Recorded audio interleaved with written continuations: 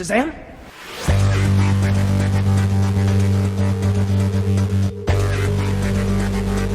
Peacemaker. What a joke.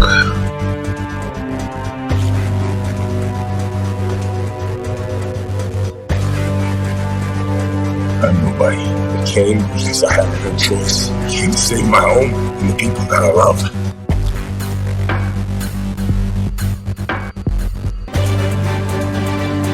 Truth, justice, the American way. I'm vengeance.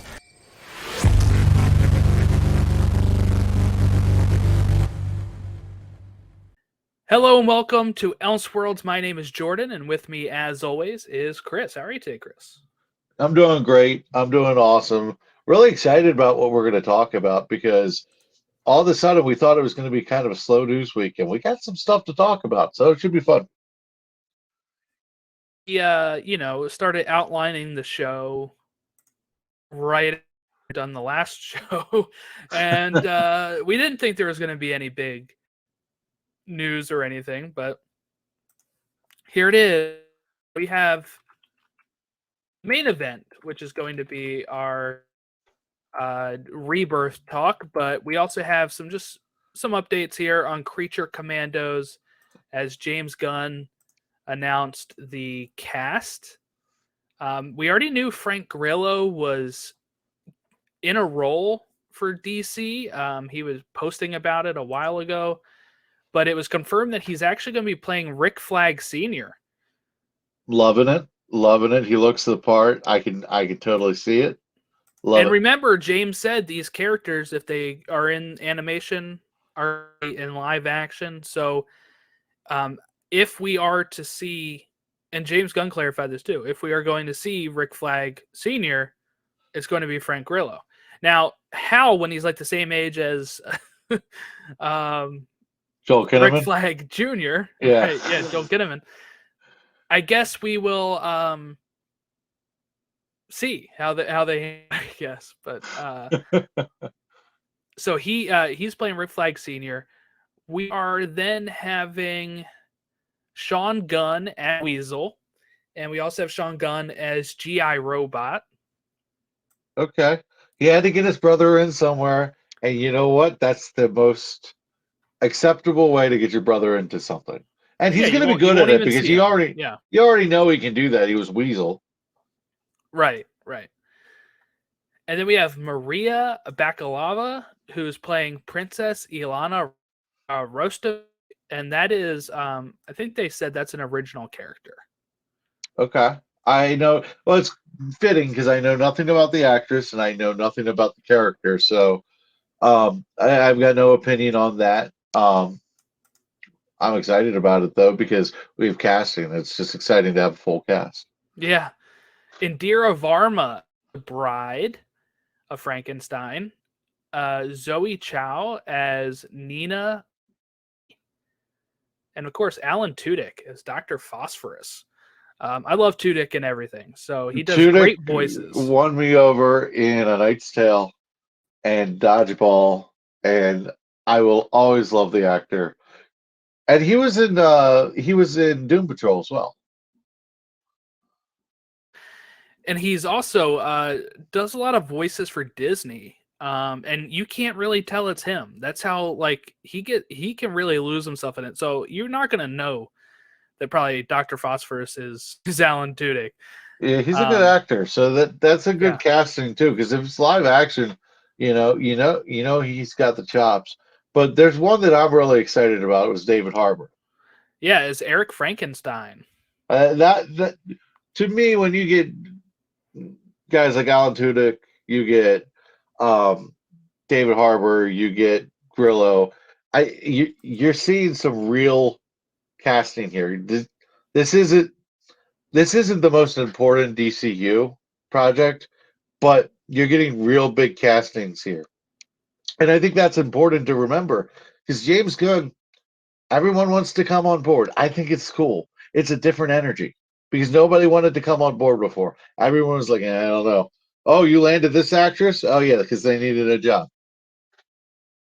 Now it's different. Yeah, it is different. And then you have Economos coming back, Steve Agee. Dude, is I love coming that back. guy. I Me love that too. guy. That guy's awesome. And you know what? He's a cool actor. He was on Inside of You with Michael Rosenbaum. Mm. And he's a cool actor.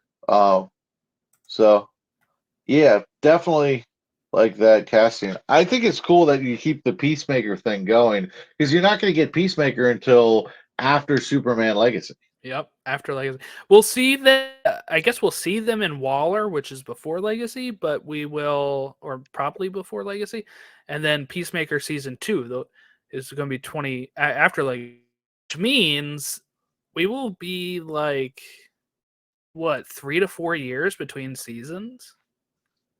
Yeah, it's not ideal, but the thing about it is James Gunn's got no choice because he is entirely Peacemaker.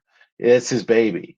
So he can't prioritize Peacemaker over Superman Legacy. So I don't know what else he was gonna do. There's no one you can't hand off Peacemaker to somebody else and get the same result. Well, the good There's thing a is too that Peacemaker season 1 is a full story. yeah. Right. So like it could have ended there and you need a season 2. So I'll just take what I can get with that. Um, it's so much.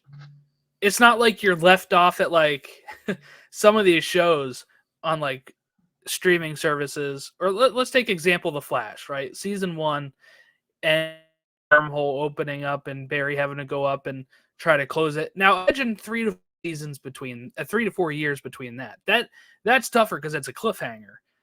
Mm-hmm. Things have 3 to 4 years in between seasons with big cliffhangers.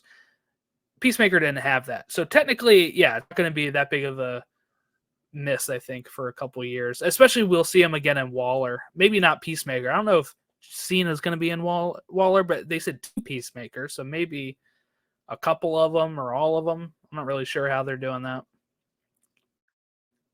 Yeah, it should be interesting. We'll see. Yeah, so let's look at Penguin. I have not watched this yet, but I meant to, and then I was like, I'll save my first view for the actual podcast the day of now. Bold strategy. Yeah, let's see how it plays out.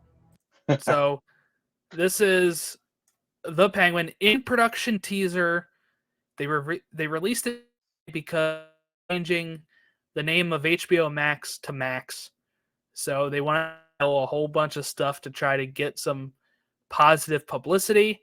Instead, their stock went down 6%. So I guess because HBO is their best brand. I get why they didn't want to do it, though. I do. With they're trying to target kids too, and parents think HBO immediately is Adult, not kids. All right, here we go. This is one of those moments. You gotta ask yourself,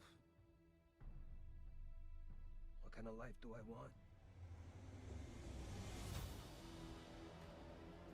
The world ain't built for guys like us. That's why we gotta take whatever we decide is ours. Those Carmine Falco's right hand. Try to push me out. Whoa, hey! You ain't seen what I can do.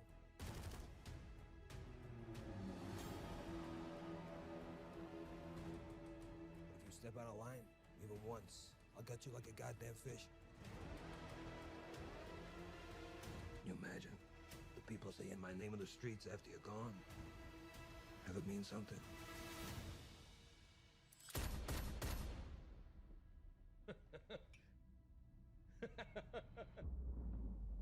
The new kingpin of Gotham.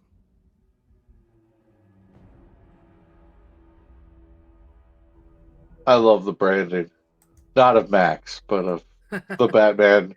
The Batman branding on Penguin. Yes, 100% what you needed. Let Matt Reeves cook. The guy knows what he's doing. It's tying into the story. And you know what? I needed something because I was so obsessed with the Batman. I need something to fill that void.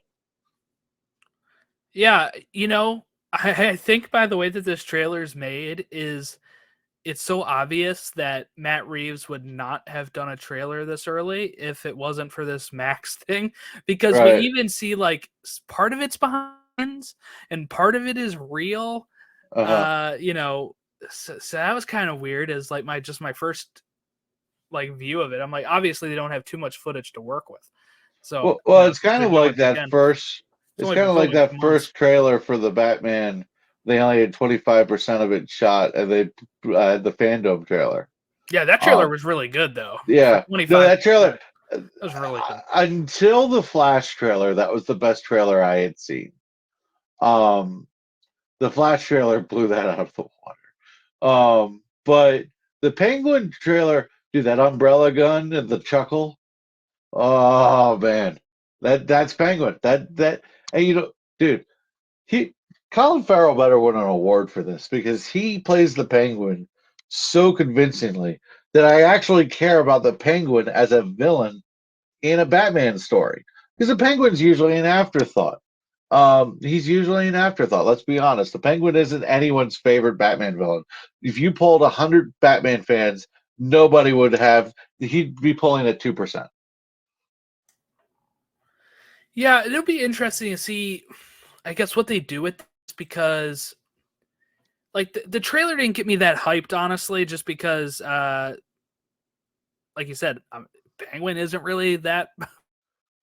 I really did like Colin Farrell's portrayal in it, Batman, and I'm a big The Batman fan, so I'll watch whatever Reeves makes. But like so far, I'm just kind of wondering, like, is this story going to mean something in the long run? And what I mean by that is just like, are we going to see Colin Farrell in part 2 of the Batman?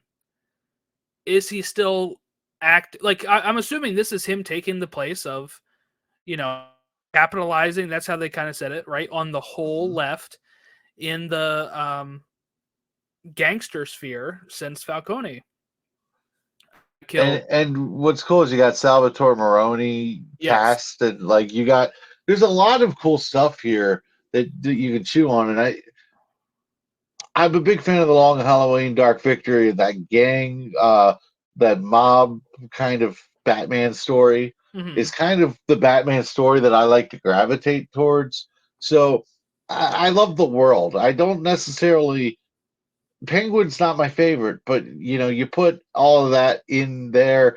You have the sister of Catwoman, basically, with I guess with the daughter of Falcone, I think.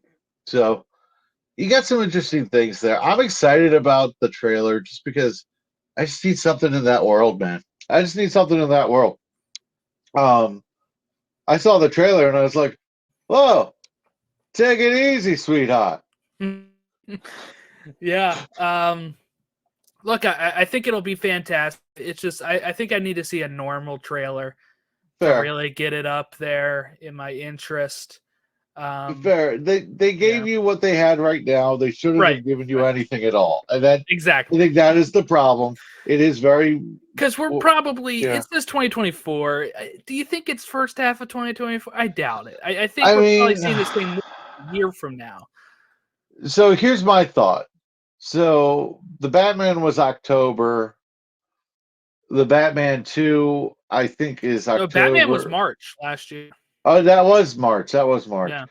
I think of it as a Jesus. It Oh, was yeah, it was October March. before it got pushed. Yeah. I should know it was March because I saw it in theaters 3 times. I should know that. But like it's got a March, October kind of vibe. So I would bet you get it in October of 2024.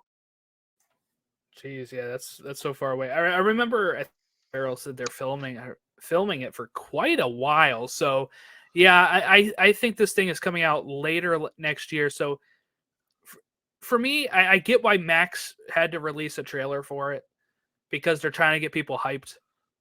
But for me, it's like I don't need to get hyped for something that is. I don't need to see actual footage of something more than a year away. If it Yeah, this is where set photos would have done me just fine. it's just like a picture. Here's Colin Farrell on the set of.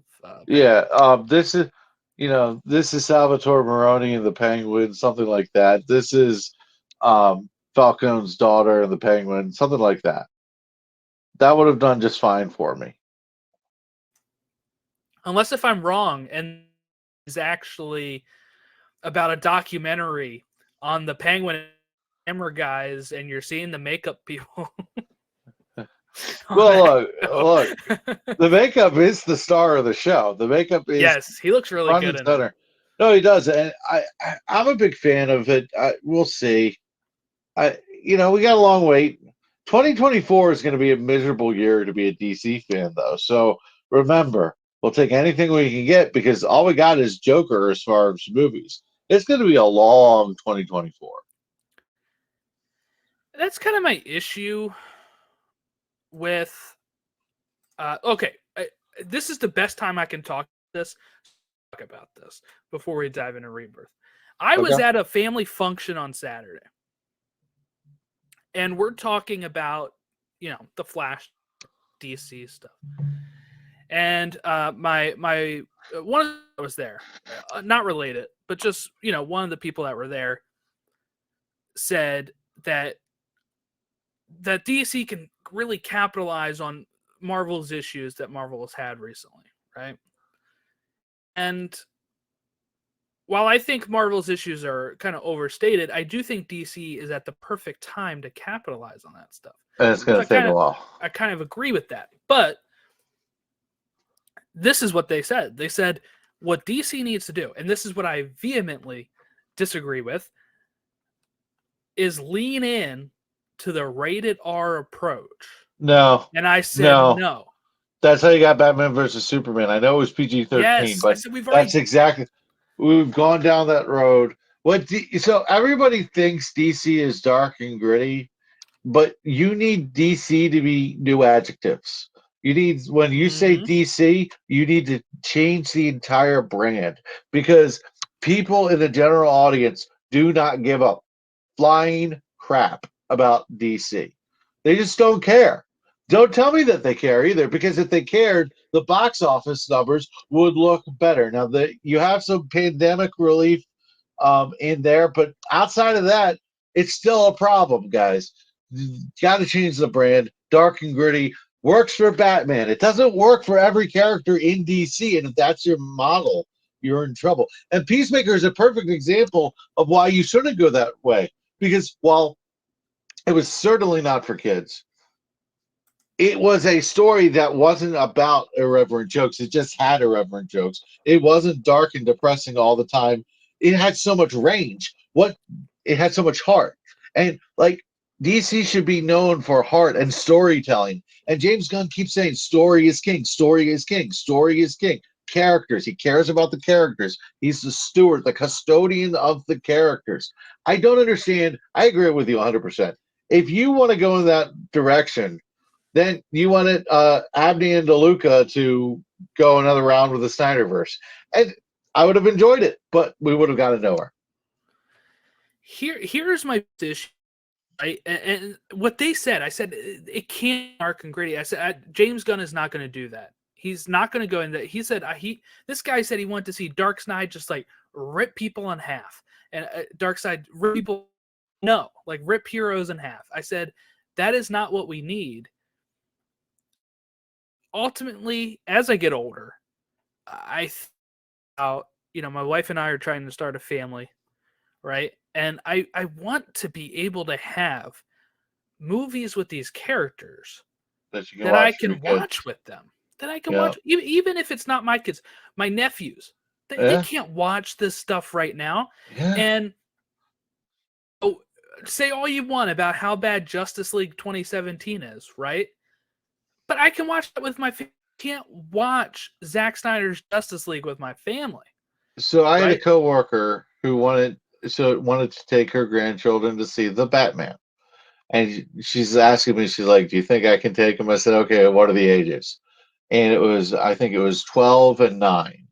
And I was like, the 12-year-old, I think will be fine, to be honest with you. The 9-year-old, Depends on the 9-year-old. Probably not. I told her I don't think the 9-year-old will enjoy it. But the 9-year-old can probably stomach it. The mom she was a grandma. The mom said no, they're not seeing it. It's a problem when Batman isn't accessible to children. Um, I feel like dark and gritty doesn't mean rated R, and I think it's a real problem when Batman isn't accessible because Batman has his whole childhood interrupted when his parents are gunned down. He's 8 when he truly becomes Batman, when he makes the vow, whether he realizes it or not. He was a kid, and his emotional development was stunted as a kid. So to have that available to kids would be cool.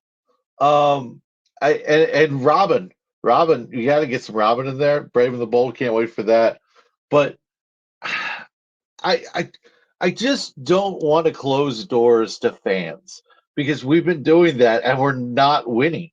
We're not winning. Marvel will always win. Why? Because the door is open for everybody, no matter what. And you can say Mickey Mouse, oh, it's for kids. You can say anything you want. But sometimes the people who are pushing, oh, well, this is for children,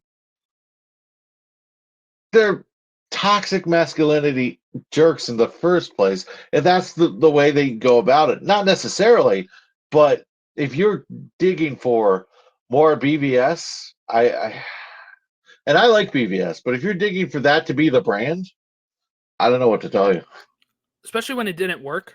We already knew that, like it, you know, like I said a couple weeks ago, right? We knew the demand for Batman and Superman were there because the opening weekend was huge. There is a demand for World's Finest, though. That's the problem. Huge drop after that the next weekend. There was a demand for Tony Stark and Cap of DC. There was a demand for that. That was what the demand was. And you know what? Sometimes when you zag when everybody else is zigging, everyone's zigging for a reason. Sometimes it's good to be an innovator, but Marvel set a really good way. Now I get annoyed when people say the Marvel way is the only way to do it, but I have a real problem with people not taking notes and saying, you know what, they're onto something because they were onto something. They did a good job. It would be malfeasance, Chris, if you head of WB and you see Marvel making billions of dollars off characters like Captain Marvel and Guardians of the Galaxy. I don't want to do that though. It's malfeasance. Mm-hmm. So you're right. There's a reason why people are zigging and not zagging at times. Plus, if your movies are accessible, it's a bigger chance at box office. It's a bigger chance to land and create lifelong fans. We talk about Star Wars a lot being like one of those big things. It was accessible to everyone in 1977 and accessible now. And what people that ask for a rated R Star Wars movie, I think they're crazy because guess what? The people that grew up with it, like my mom, has passed that down to me. I'm going to pass it down to my kids, and it keeps the brand alive. If you want rated R Star Wars, Rebel Moon is coming to Netflix, and Zack Snyder will be very happy to give it to you. And I'm excited about Rebel Moon. I'm a fan of Snyder's work, and I want to see him be successful. But if you want rated R Star Wars, it's going to exist very soon. It just won't be Star Wars. Look. I'm rooting for a smaller superhero of DC to catch on the way that some of these smaller Marvel characters got on. Because now people are saying, oh, well, people are only going to go after the big movie. Well, I'm rooting for Blue Beetle. I'm rooting for a Blue Beetle, a Booster Gold, a Peacemaker. Gold, yes. Dude, all right, let's be honest. If there was ever a relatable character for a child, Booster Gold is it. Yes. Impulse control, not there at all. Runs headfirst into things, shouldn't run headfirst into things. Imposter syndrome, doesn't know when they're good and when they're wrong. That is stuff that's gold for children. That is, and there's not an adult in this world who hasn't least dealt with imposter syndrome at all. Because they say you rise to the level of your incompetence. Booster Gold is basically just that. Um, Booster Gold is so relatable. I'm rooting for one of these smaller characters to catch on because I'm tired of this narrative that they'll only come out for the big ones. Yeah. Because how about we just saw Shazam Fury of the Gods be unsuccessful, but that was one of the best uses of budget I've seen in a movie. So how about you make a Blue Beetle movie with like $90 to $100 million, responsible budget, and you market it and you see what can happen because Blue Beetle looks fun. And if you're telling me it doesn't look fun, then you don't actually like superhero stuff because that's exactly what we need. It looks like a breath of fresh air. Now, the problem is the Flash movie is going to happen. And everyone keeps saying it's going to pump up Blue Beetle. No, what it's going to do is that's going to set the bar to a level that Blue Beetle can't hit. That's what's going to happen. I can see that. That's what's going to happen because we are determined to be miserable human beings who can't enjoy the things that we are given. We are determined to be miserable. I'm rooting for some of these smaller projects because I'm telling you, DC, The Authority, Booster Gold, Swamp Thing, we're going Supergirl, Woman of Tomorrow. James Gunn's plan isn't just Batman, Superman, and Wonder Woman. It's just enough Batman, Superman, and Wonder Woman to get Zaslav on board. That's cool to me. So, and I'm just thinking, I know people are probably going to listen to this and be like, well, Jordan, he doesn't always do PG-13 stuff. And I get it. The Authority is probably not going to be... Oh, that'll be rated R.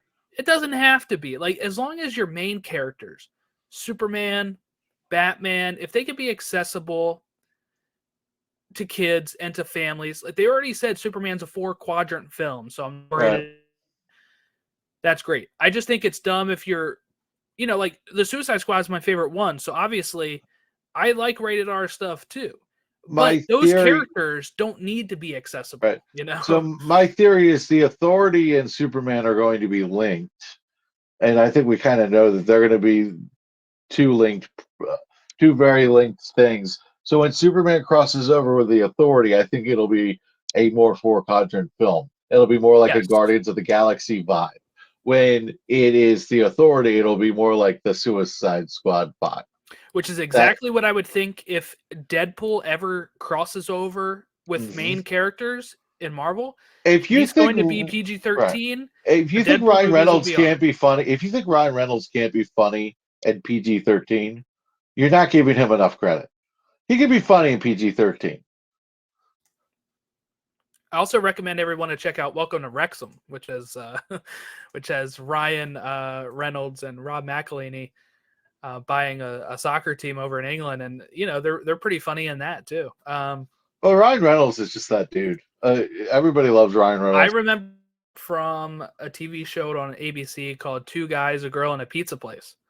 Really? I've never heard of that one. Yep. It was like 90s, early 2000s. It sounds like one of those Comedy Central kind of things. No, it's like a straight up sitcom. Let's see. Two Guys, a Girl, and a Pizza Place. Came out in 1998. It only lasted like 2 or 3 years, but it was good. I think I was probably just a little too young for that because I was also Nathan Fillion. 8. Okay, I was 8 in 98. I was 7. So okay, fair enough.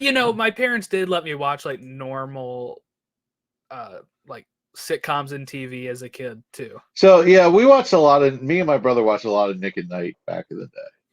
Like I used to watch Friends, and anytime it was a sexual joke, right over my head, had no clue. Well, that's one of the things that amazes me. Like all the politics about all the LGBT stuff. Like kids don't think about it at all, guys. You're the one thinking about it.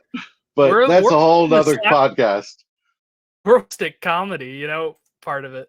We don't get the word jokes or anything. Yeah, the stuff flies over our head, and there's another joke coming, so we'll laugh at that one. I guess we should talk Rebirth. Yes, I was like trying to find a transition for you. I was like, yeah, I don't have it. You don't need a professional transition. We're going to the Speed Force. We're going the negative Speed Force. Rebirth. My first time reading this was just a couple weeks ago. And I read it a long time ago, and I read it again this afternoon. There you go. My reread was every day this week. I read like an issue or two until today. Thankfully, it's not a long read. Thankfully, it's it's a lot of action too. That helps. Yeah, the first few pages, like the first few issues, took me longer to read than the last two. The last two fly by because last two, you're like, holy crap, what's going to happen? What? Yeah. But I guess I want to discuss this. So real quick, written by Jeff Johns, art by Ethan Van Sciver, it published from April 2009 to February of 2010. And the best cover of a Flash book. I really like that. I do. It's the best cover. It just is. I made our thumbnail based off of it. So nice. We did that. I heard he's a cool person though, Ethan Van Sciver. But I guess this. Did you just say I heard he's a full person? I would hope he is. An awful person. Oh well. But hey, he draws a good Flash, so this was good. Honestly, this is one of the better Flash art books I've seen because I don't think the Flash a lot of times doesn't have a ton of detail. It's a lot of colors and not a lot of line work, and this is pretty good artwork in my opinion. There's some panels that are ridiculously cool in here, but we'll get to that. Something you said offline was, how Flash doesn't usually have like a premier artist the way that like Batman does. Yeah. And I think mainly it's thinking about this over the course of that was the Flash. Obviously, it has very famous writers and authors and artists, but I guess the main thing is they don't have as many books as Batman. Batman, you'll get Detective Comics, Family, miniseries like Batman, The Killing Time. All of this stuff every year they're just pumping out Batman books, and I'm guessing that gives more opportunity for some. And I shouldn't complain about that as a Batman fan. Yeah. Because no, it's not really a complaint, I guess. But I would never complain about too much Batman content because I also will never be current with comics. I've given up on that idea. Yeah. I'm current on some things every now and then, and it's like, there's some really cool variant covers in the trade that I got that has some of the covers. There's some really cool ones in here. I do like the art. I think Iris has done really well in this one, and then I kind of like. Let's see. I kind of like Wally in this one. He looks like a little more mature than you usually see him, and he's got the family and all, but he looks a little more mature. And the only complaint I really have about the art is Reverse Flash looks weirdly muscled.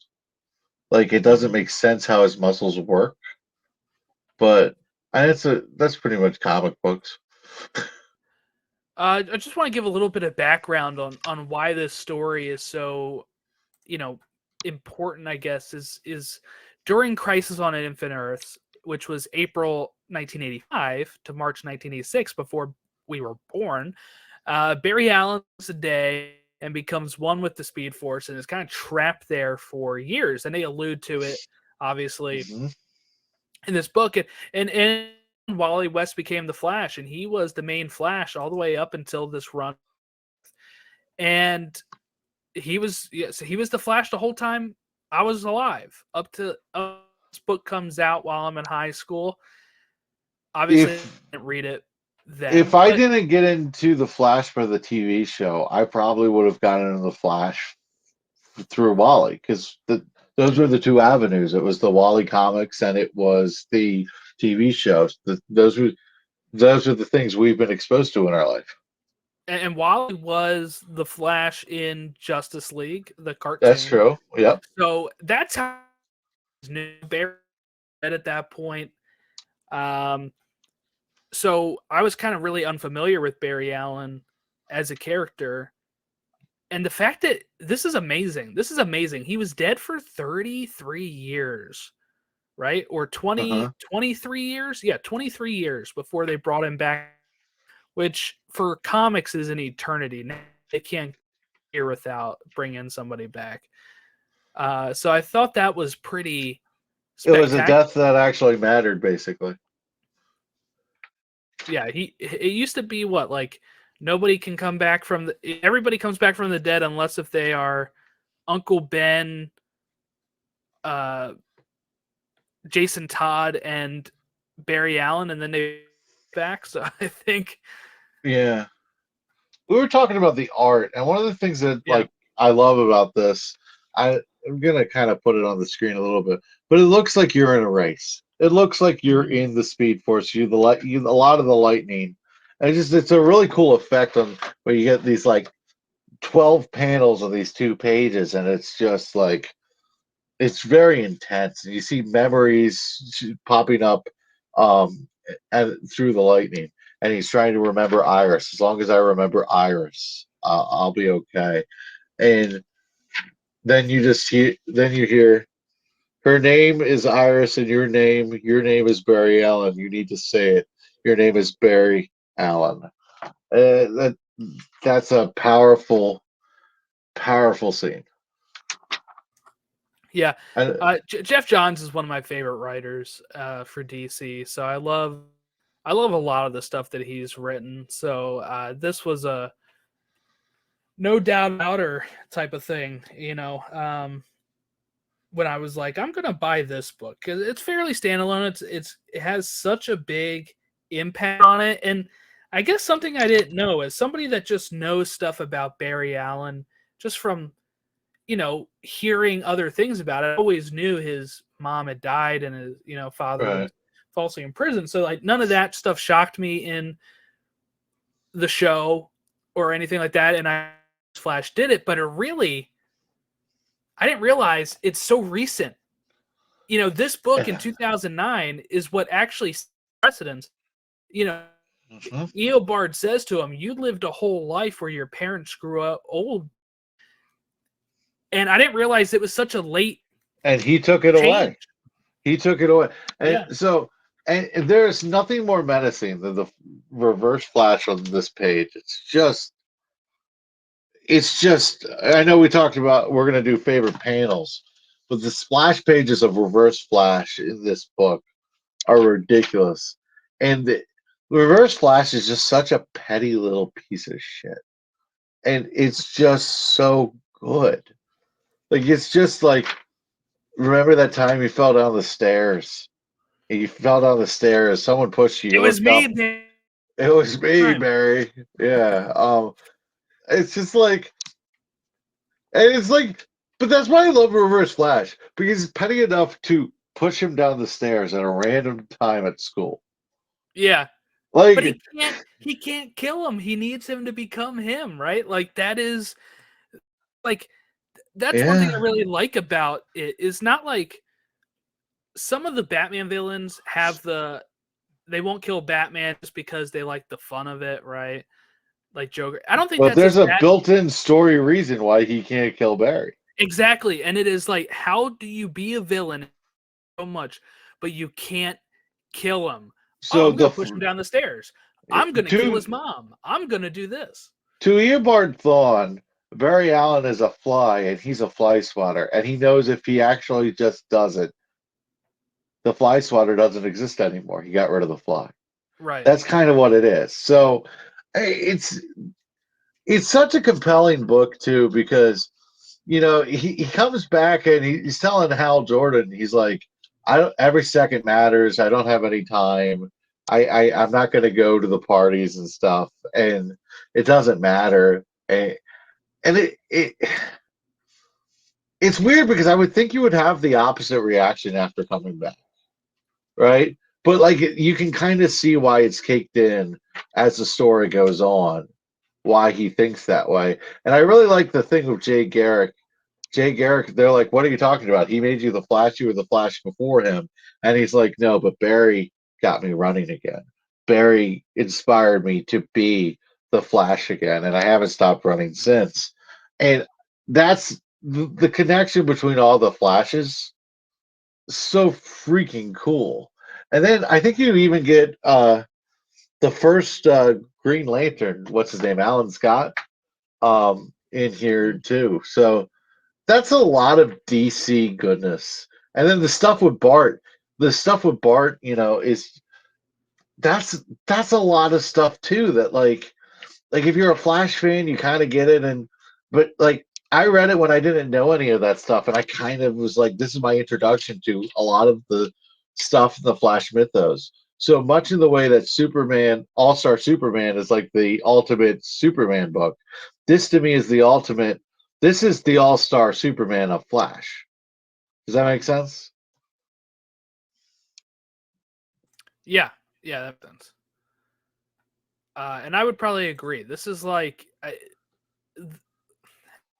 people will usually point to like Flashpoint, but I think obviously they almost go hand in hand, right?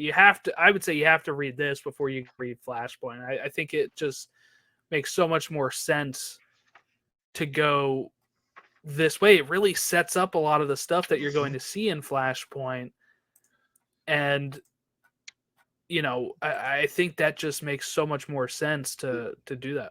So there's this, then there's the Dastardly Death of the Rogues. Yes, I have that book too. There's the Road to Flashpoint, and then there's Flashpoint. And if you read it in that order, you get that visceral, this is why he's so motivated to save his mother. This is why it's because that sore has been scratched. It's bugging him to the point where he can't you can't help but pick at it. You have to pick at it. And Barry, the thing that makes Reverse Flash such a good villain is he gets under Barry's skin. And without this, you don't really understand why. Yeah. I think, I always knew of Reverse Flash, but I didn't really understand the dynamic that much until I really watched like The Flash, or watched like the Flashpoint cartoon movie. But it like reading this, you really kind of get way more into it. 3 issues to reveal that it's Reverse Flash. But when it happens, this book flies by. Absolutely flies by. And I really like the way they structure it too, where you're seeing their past as the present, because that's going to come back around at the beginning. Yep. And then you also just have the fact that it the fact that it will come back around, but also because he changed his past, you're kind of getting the new memories from Barry here too. Right. He remembers his mom being alive. He also remembers her being dead. And we see him going and getting like the case file and all that. And it's kind of like those memories are being implanted into him because of the change. Because and sometimes it's tough to tell when they switched, back to the past again and when they're not. But I think it was really cool the way that I also like the stuff with Savitar. That was kind of interesting because we had just watched a different season 3 of The Savitar, Flash. yeah. Yeah, it's like a different Savitar, and he's a Wally problem, and he's different design. And it was kind of fun for that reason. I also like the bow tie thing, where Iris with the red bow tie. It's like I was thinking something more in red, and it's just the story beats in here. There's little tiny emotional nuggets of story beat in this book that they just kind of keep paying off during the whole thing. And it's what's cool about this is it's kind of everyone waxing poetic about how much they love Barry and appreciate Barry. And Barry feels this burden this whole book. He never feels like a braggadocious character. He feels like a burdened character, a character that has to take on the world on his shoulders. And that's why people love him so much. So it's pretty intense. Yeah, and these I think the last 3 issues are what really makes it so much fun, and like I said, it just flies by it. Jesse Quick into it, and we get Max Mercury, and all of them battling Zoom at once here. I think that is just such a cool thing, and I do have a picture. I'm going to go ahead and this is my favorite panel here, but this is what I got here. That's wall art right there. That's pretty awesome. The speech bubbles, this is like perfect. It's pretty awesome. This is right when Wally gives them their new outfits with somehow through Speed Force. He gets all these new outfits for them. Yeah, that's one of those Wally inventions. I can make costumes with the Speed Force thing. I never really figured out how that worked. Yeah, I also don't really care. It's like cool. Fine. Yeah, let's go with it. So, are you wearing lightning though? What's going on? Yeah, how does that work? And I think so. I had my issue, I think, too. That's another thing I want to ask is favorite issue. I think is number 5. I'm just trying to find the cover for that one because I didn't save it, so I have to. The Google is not giving me a high quality version. Yeah, my favorite issue is pretty obvious. It's when he tells him it was me. That's the crux of the story to me. That's the big pinnacle moment. I think that's issue 5, right? Yeah, it is. Yeah. That's what sold me on it too. Is you just get that, like you said, the whole speech of, "Do you remember falling down the?" Do you remember? Yeah. And you're like, man, this is like you said, this guy's just so petty about it. Like you just have to go to that random moment and just he's just because Reverse Flash basically sits upon time. And he's just sitting there, like on like a little chair, going, "Okay, what time am I gonna annoy him? What do I get the most effect? I can't kill him. Will this hurt him too much? Let's do this." Boom. It's so petty. Like he's just, oh god, the pettiness is just—it's almost a level of pettiness that I aspire to because I don't think. It's like when you watch Curb Your Enthusiasm and Larry David is so petty, and you're like, you're there for the pettiness. You're there for like there's this Schadenfreude that just it's like I get it. Reverse Flash is horrible. I'm not condoning the behavior, but for some reason it's just so petty. There's an enjoyable quality to. Not being able to understand how someone would go to that wavelength. Yeah, no, I totally get it. I think we can love these villains without like condoning their action. When they're just so much fun. Sometimes having just a straight up bad guy who's so petty like that. And I love the staff. I love the little lightning bolt staff thing. Yeah, is that a typical thing for him? Because I'm not familiar with that. I'm pretty sure he had that with Flashpoint. I don't know if that's I haven't seen it in that many things. Because I have a book. I have a book that like his friends, and it's a whole thing. It's the rogues of it's like Flash rogues, and it's all Reverse Flash. And I so far have not seen him have that. So I don't think I think he had it in Flashpoint, I believe. Okay, so but I think it might be a Jeff Johns thing. But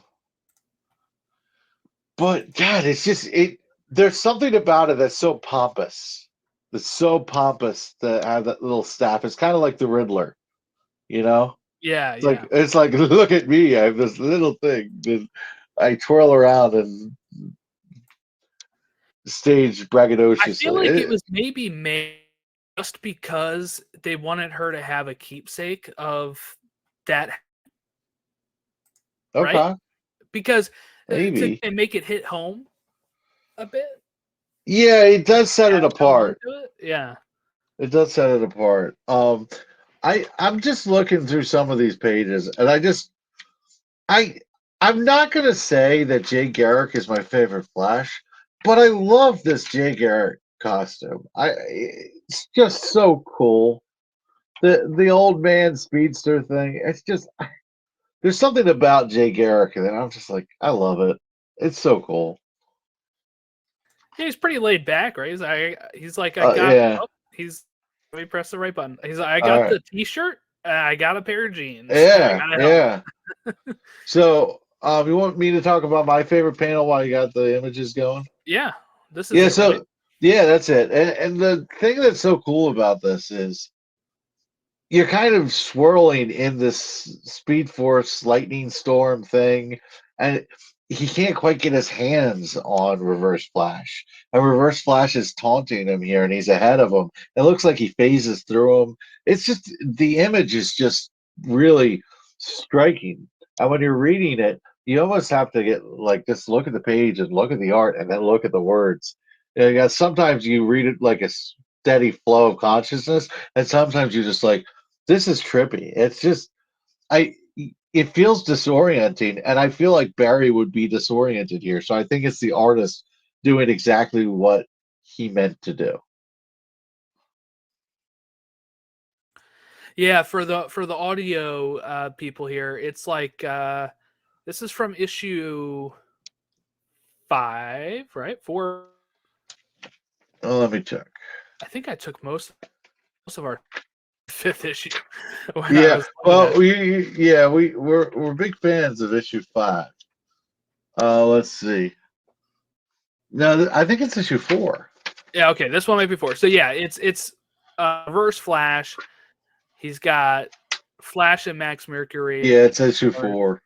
And a full page, and then it has like a black box that has 3 other pair of like Chris said, him trying to get his hands Yeah, and on he's just falling through him. He's just reaching and lunging through him like someone trying to tackle Lamar Jackson. He just gets grass. Yep. It's just and it's just Barry's got to be so disoriented and frustrated with the scene. And then you also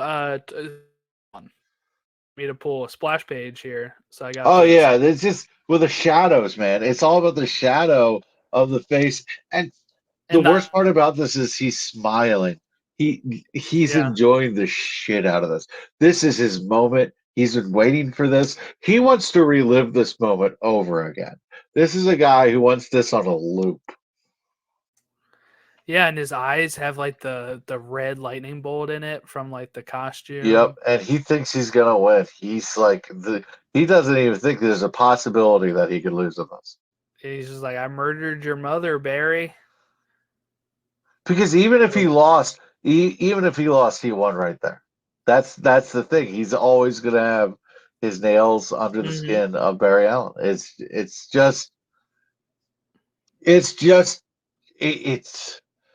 It's funny because I call my brother my Reverse Flash sometimes, and I love my brother. I have a great relationship with my brother. My brother is far from evil. He's one of the best people in the world, but he pushes my buttons so easily, and he gets under my skin so easily, and he takes the fun out of things. And I'm just like, stop Reverse Flashing me, damn it! Because our personalities are just so different. That's it.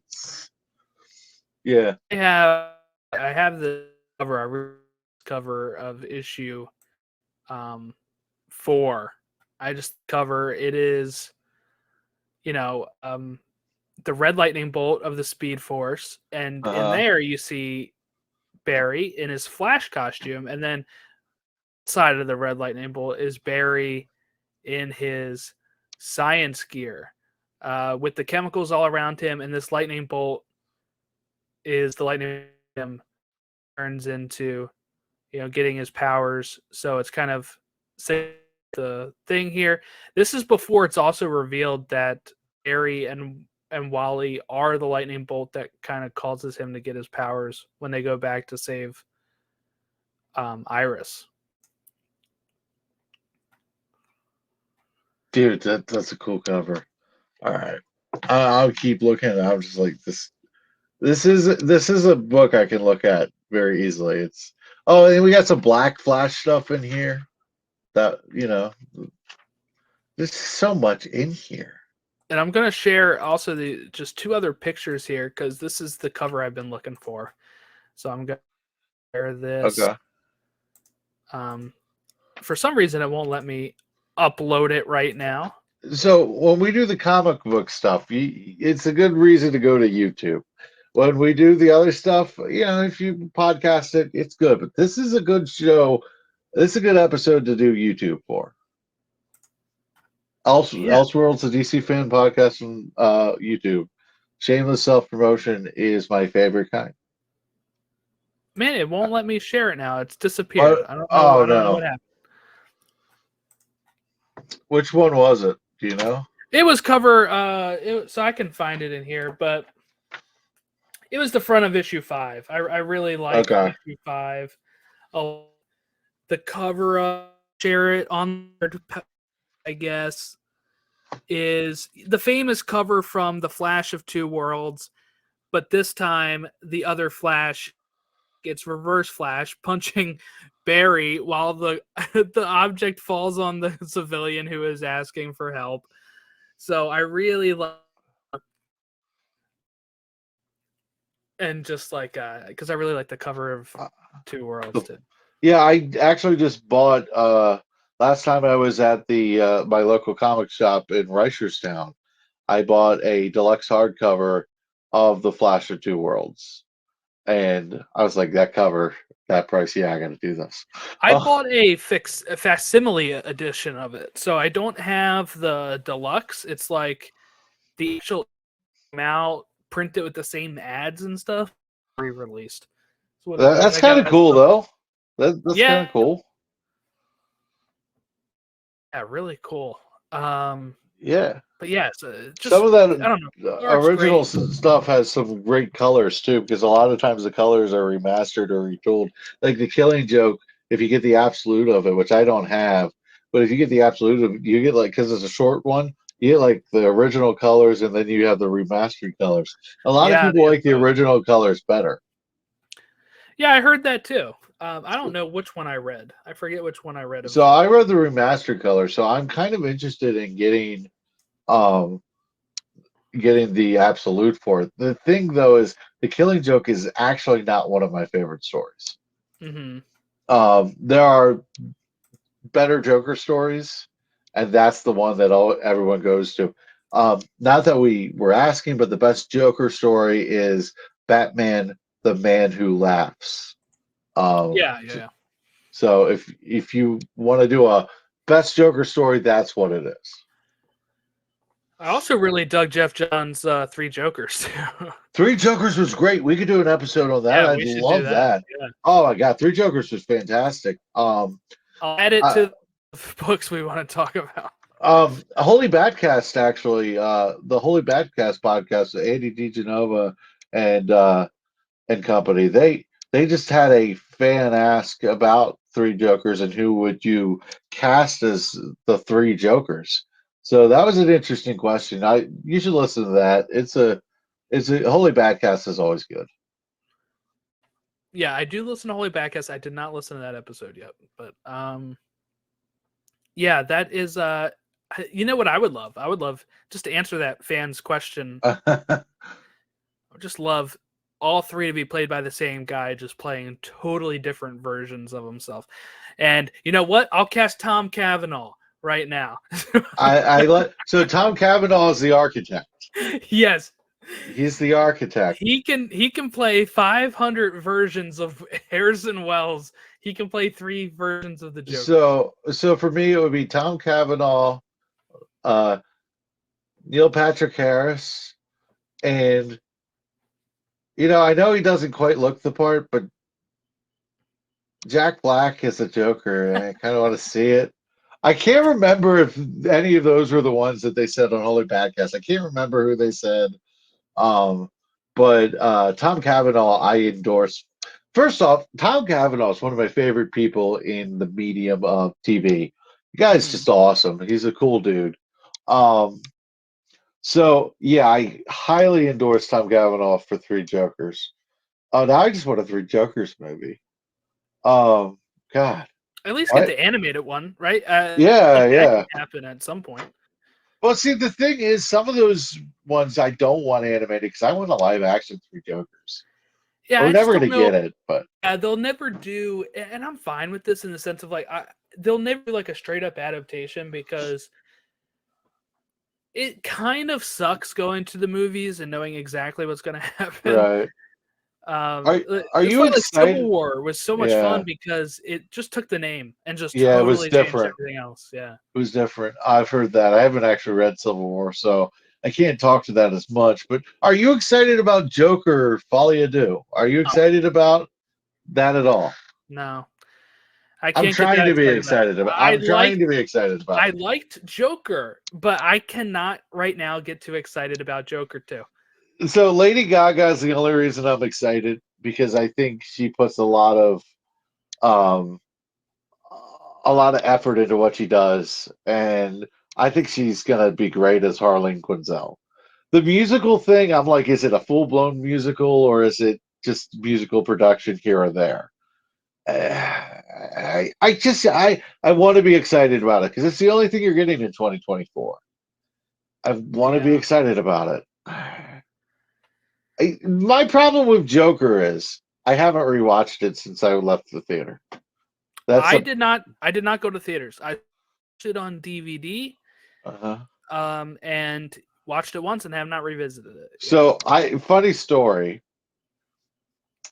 You know the type of people that movie draws, right? Yeah. So I went to the movie theater with my dad, and I saw it after it had been out probably a week and a half at that point. We saw like a Wednesday showing, and this guy was getting popcorn, and he comes up to us. He's like, "Are you here for Joker?" I was like, "Yeah," and he's like, "I've seen this movie 12 times." My dad was like, "He's gonna shoot up the theater, isn't he?" Like it was like we were nervous that he was going to see this movie 12 times because after we had saw it once, we're like, "That's gonna stick with you." Like Yeah. it's kind of like one of those movies you stay up at night thinking about sometimes because it's just like it's twisted. I think I would have liked the movie better though if I could believe that this would be a Joker that could take on Batman. I don't believe this is a Joker that could go on to take on Batman. No, he'd get his ass kicked. Like it would just be the movie would be a short, Yeah. a digital And, short. and it is odd like that Bruce is still so young. Like originally I think they totally changed their intention with I think the movie was supposed to be that this isn't really the Joker. It's like maybe he inspires him later on. But now that they're bringing in Harley Quinn, and it seems like they're kind of backtracking on that, and Well, it's just weird. they want to have their cake and they want to eat it He's too. going to be like 80 facing Batman. So here's the thing: the Joker would have been a better movie if Bruce Wayne had no mention in the first one at all. Yeah, If you you don't didn't even have need the at alley all. scene, No. if you didn't have the alley scene, you didn't have the what's so funny? You wouldn't understand at the end. Like it's just, I think because there's kind of a clear line during the movie of what's real and what's not real, and then at the end you're like, I don't know where that line ends, and it's so much left up to interpretation. So I guess we'll see how it got interpreted in the next movie. Yeah, I see a lot I of don't people know. hyped for it, and I just can't really get. I'm hyped for Lady Gaga as Harley Quinn. Although I will say, Lady Gaga and A Star Was Born, that was one of my least favorite movies I've ever watched. I just I like didn't watch it. I didn't watch it it. was just so depressing, and it's so devoid of any happiness whatsoever. It's just like I know that's the story, but oh god, it was just it was bad. It was bad, and that song will never get out of my goddamn head. But it's not even a bad song. It just will never get out of my damn head.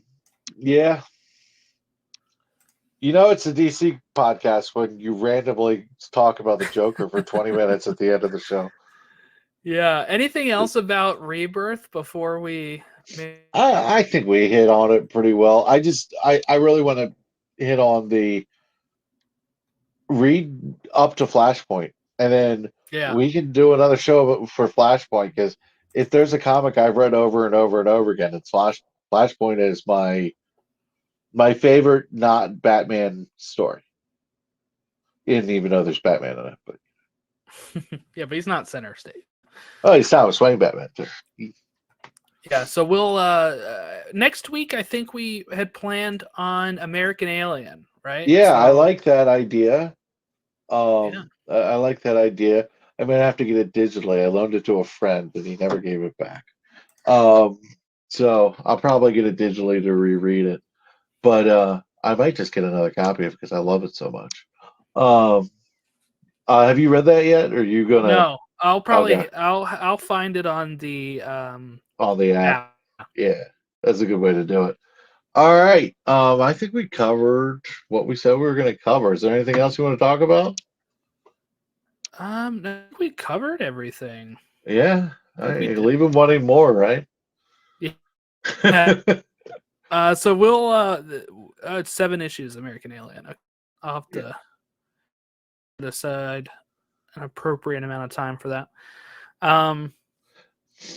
Yeah, so next episode we'll talk American Alien. So if anybody is following along with us there, you can listen to that, or if you never read it, you can read it. If you've already read it a million times, you can listen to us talk about it. Superman, American Alien. It is on DC Universe Infinite, so if you are subscribed to that, you can read it. And I'll give another little mini Arrowverse update. I don't know how far I'll get, but yeah, I'll probably watch a good bit more, I guess. I don't really know like where to mark, like where I'll be at a crossover. I'll probably be like wildly uneven on the shows, meaning like I'll probably watch more things than Arrow and Supergirl and then catch up with those later. It's kind of how I do it. So when I was behind most on Supergirl because I didn't know if I was going to like Supergirl or not. So I waited for that. And then so I had 3 seasons to catch up on, I believe, for Supergirl. Then season 4 I was live. So I kind of waited on Supergirl. But you do enjoy the crossovers more when you watch them all. I never watched Black Lightning. I watched a few episodes. I didn't dislike it. I just never hooked me, and I just like okay. Which I kind of want to rewatch it, but now it feels like there's no point because the Arrowverse is dead. Yeah. So it's like I kind of want to watch it because I've heard a lot of good things. I never really watched Stargirl. I watched the first couple episodes. It's like I don't really like this. I heard it's really good, so I have it on my list. It's not a bad show. It's just a show that I could live without. You know what I mean? Mm-hmm. It's not a bad show. It's good quality, and Luke Wilson is good in it. I watched a few episodes. Again, it just didn't really hook me. Although the Justice Society stuff probably would get me in it if I stayed with it. Right. Yeah. So. Well, any sort of feedback you can at Elseworlds DC fan on Twitter, Instagram, and Facebook. Email us elseworldsdcfan@gmail.com for any fan mail or suggestions, comments. Give us your castings of the 3 Jokers, or your favorite panel we of stole Rebirth, that. anything. We stole the 3 Jokers thing shamelessly, but we did give credit. Yes, as long as we credit it, it's fine. Yeah, it's an interesting question though. I might have to re-listen to that, see who they pick. But yeah, guys, it's been fun. Thank you for being along the ride with Jordan and I. Yeah, thank you all for watching or listening, and we'll catch you next week.